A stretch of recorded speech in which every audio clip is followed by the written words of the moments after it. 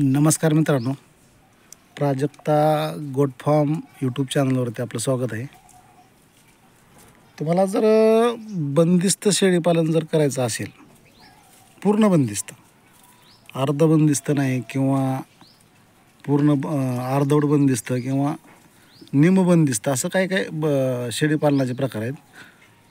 जर तुम्हाला पूर्ण शेळीपालन बंदिस्त करायचं असेल तर अतिशय एक महत्त्वाची गोष्ट तुम्हाला सांगतो.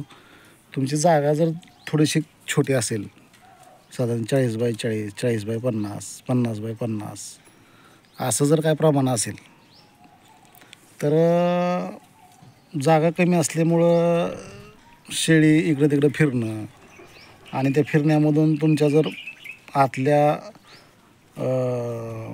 ठिकाणी म्हणजे आतल्या परिसरामध्ये जर फडकं, प्लास्टिकचा तुकडा किंवा पत्र्याचा तुकडा किंवा पाईपचा तुकडा असं जर काय असेल तर ती शेळी चघळून खाऊ शकते आणि त्यापासून शेळी तुमची दगावू शकते.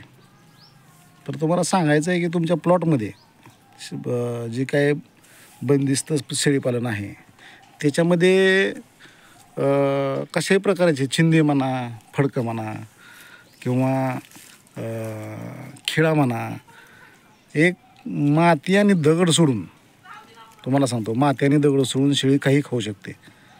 आता हे शिवरीचा फाटा टाकला होता सकाळी मी, तर ते शिवरी तर खाल्ली पण शिवरीची बघा ती सालसुद्धा खातात सगळी पूर्ण टोटल साल. आता ते पेरूचं झाड आहे, काय ते हे पेरूचं झाड पार त्याचं म्हणजे ते साल म्हणजे विषय ठेवलाच नाही सालीचा. म्हणजे मात्याने दगड जर सोडलं तर हे काही खाऊ शकतात. तर असं हे आता हे पिपाणी वगैरे लहान मुलीनं आमच्या टाकली, हे चगूड आता ते तिथं पाण्याचं हे केलं तर मी पाईप हवा ते, तर ते पाईपाचं तोंड त्यांनी ना प्लास्टिकच्या पाईपाचं तोंड चगळून ते फार चपटं केलं.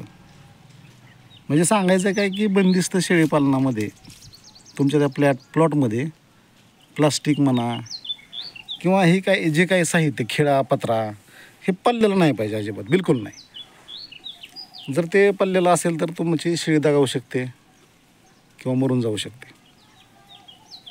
तर याची काळजी प्रत्येक म्हणजे जे काही शेळीपालन करतो त्याने ती सांभाळली पाहिजे किंवा लक्ष दिलं पाहिजे.